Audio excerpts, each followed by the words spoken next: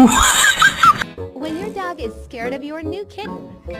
You're not gonna react? Oh, oh.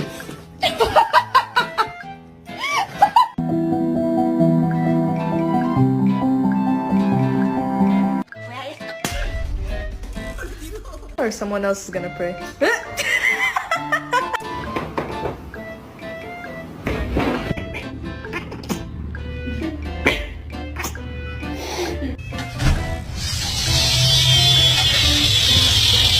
I got your food. Chill out.